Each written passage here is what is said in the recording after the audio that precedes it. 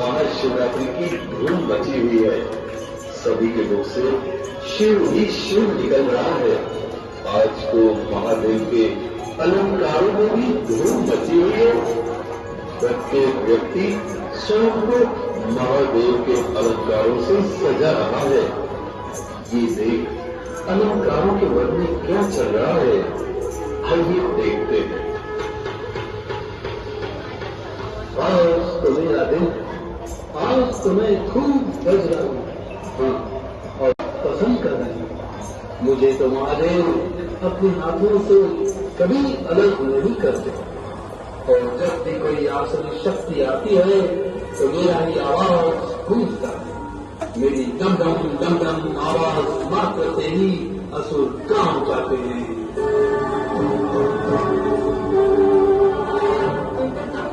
आज तो मैं सबको पसंद आ रहा हूँ। आज तो सब मुझे अपने हाथों में लेकर धन्य हो गए हैं। और हाँ, क्यों ना हो, आज तो महाशिवरात्रि है और मैं तो महादेव के हाथों की शोभा हूँ। मेरे बिना तो महादेव अधूरे हैं। मेरी मदद से ही तो महादेव ने अनेक असुरों का वध किया है। सुना रहूं। अरे डमरू और त्रिशूल, आज तो मेरा बोलबाला है। आज तो सब मुझे अपने साथ लेके जा रहे हैं और आज सब मुझे अपने गले की माला बना रहे हैं। और क्यों ना हो, मैं तो महादेव के गले की शोभा हूँ और मुझे ही तो समुद्र मंथन करने का सौभाग्य प्राप्त हुआ, जिससे अमृत प्राप्त होकर देवताएं अमर हो गए।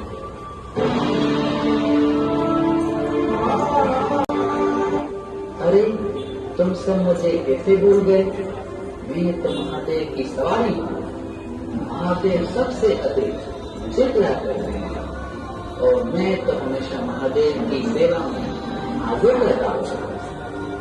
तुम सबसे ज्यादा महादेव मुझे प्यार करते हैं।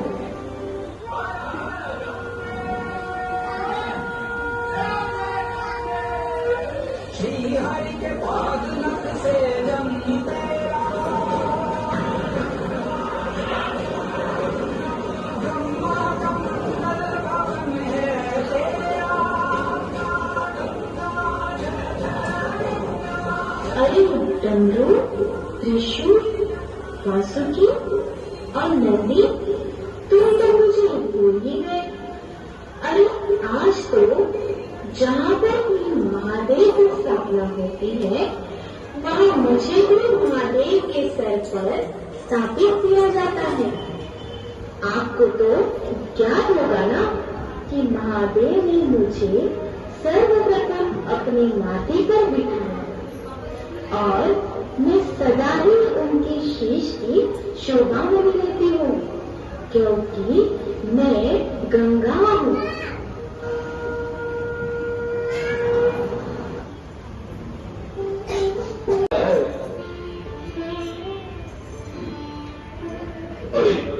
आज तो महाशिवरात्रि है और आज तो आप सभी को रास करना चाहिए, लेकिन आप सभी कौन सी बात में उलझ गए हो?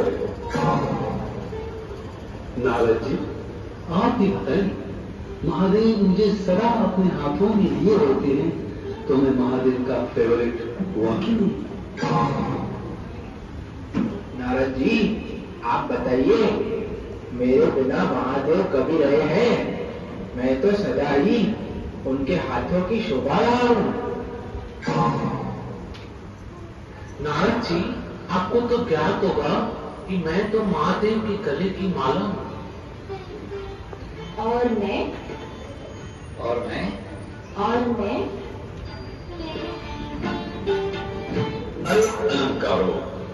तुमने तो मुझे दुविधा में डाल दिया।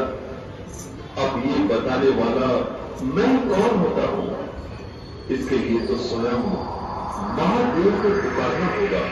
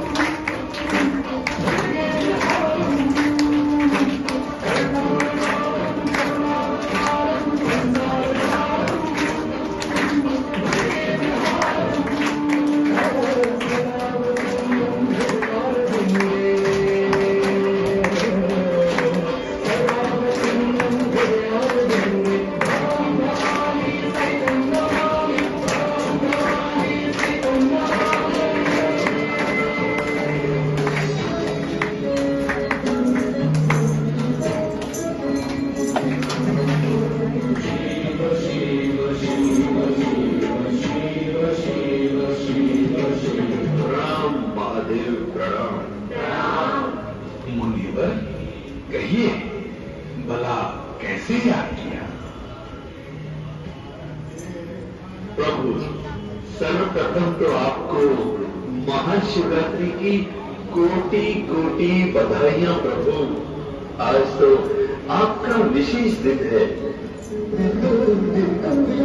आपको भी, किंतु आज के दिन आपकी पुकार में कुछ दुविधा सुनाई दी। क्या बात है?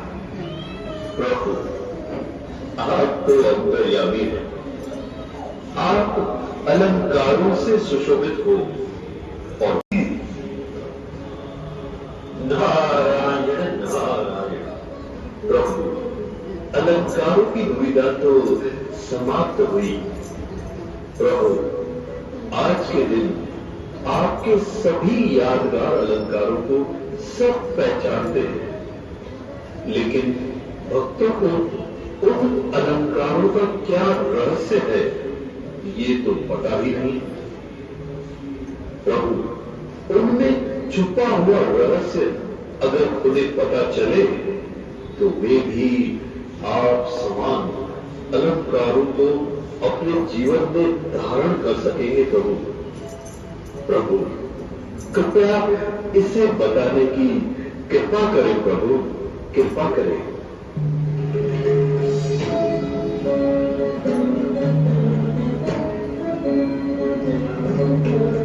नारद, मेरे सभी अलंकारों का आध्यात्मिक व जीवन से जुड़ा हुआ रहस्य है। जैसे त्रिशूल का अर्थ है कि हमारी तीनों शक्तियां, जैसे संकल्प शक्ति, निर्णय शक्ति व स्मृति की शक्ति हमारे हाथों में हो तो हमारे हर कर्म यथार्थ व योग्य होते हैं और योग्य होते हैं और हम हर समस्या का सही समाधान कर पाएंगे।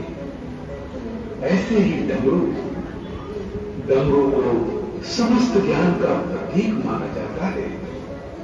डमरू से जो ध्वनि निकलती है वो ओम की ध्वनि निकलती है। ओम यानी मैं कौन हूं? मैं एक अविनाशी आत्मा हूं। मेरी क्या शक्तियां हैं, क्या गुण है, उसे अच्छी तरह से जानना और उस अनुसार कर्म करना, जिससे हमारे जीवन से कमजोरियों का नाश होता है और परिस्थितियों पर विजय प्राप्त होती है। ऐसे ही वासुकी सर्प नारद, वासुकी सर्प को माला के रूप में धारण करना अर्थात विकारों को अपने वश में करना। सर्प का विष विकारों का प्रतीक है। जब हम ज्ञान को जीवन में धारण करते हैं तो वही विकार हमारे सहयोगी बन जाते हैं। जैसे अहंकार स्वमान में, दूसरों से दुआएं पाने की लालसा में मोह, स्नेह और ईश्वरीय प्यार में बदल जाता है। वासुकी सर्प का इतना बड़ा गुह्य रहस्य, वाह प्रभु वाह, नारायण नारायण। और प्रभु गंगा का रहस्य जानने के लिए मैं उत्सुक हो रहा हूं प्रभु।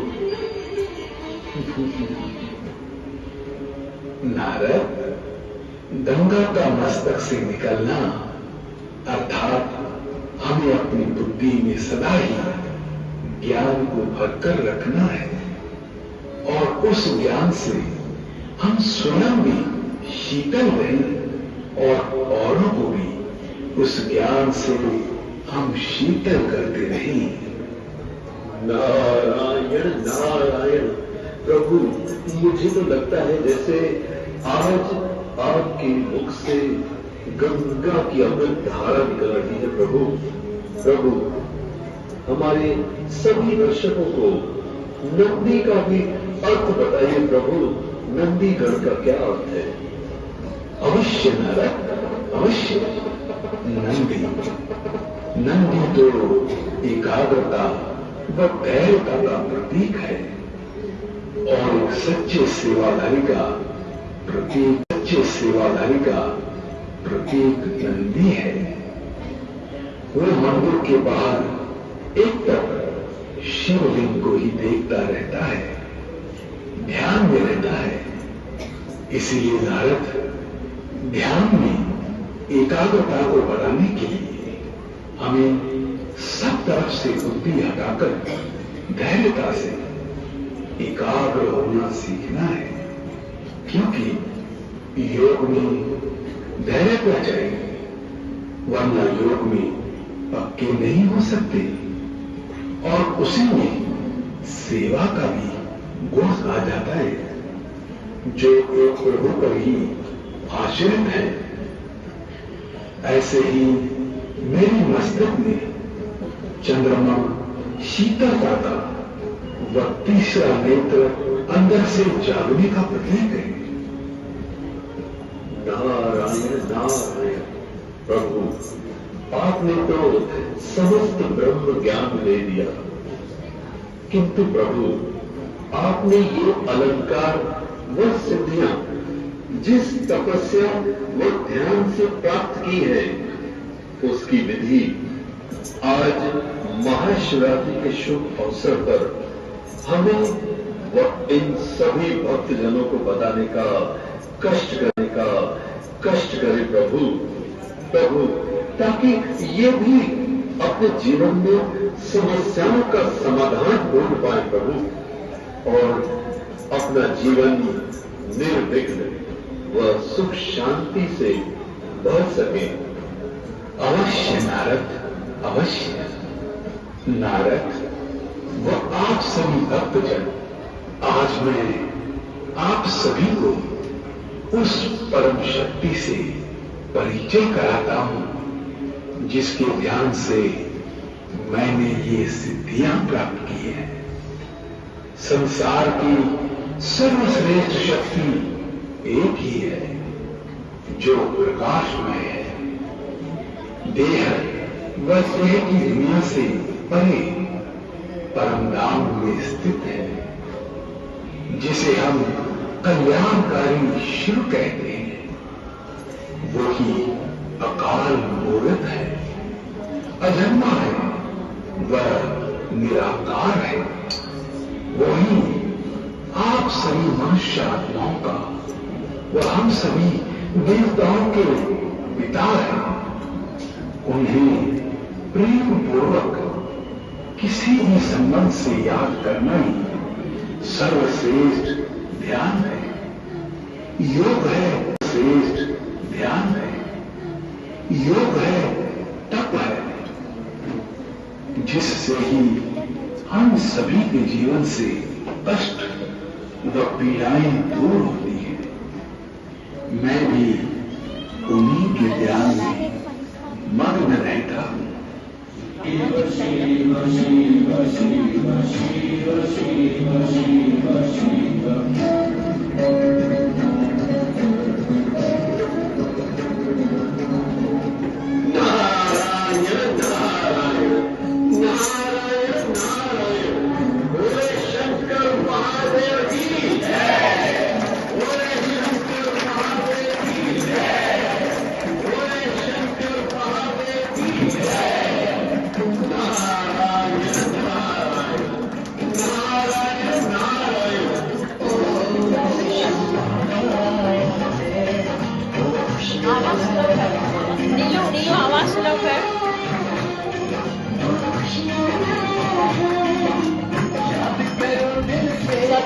जोर से तालियां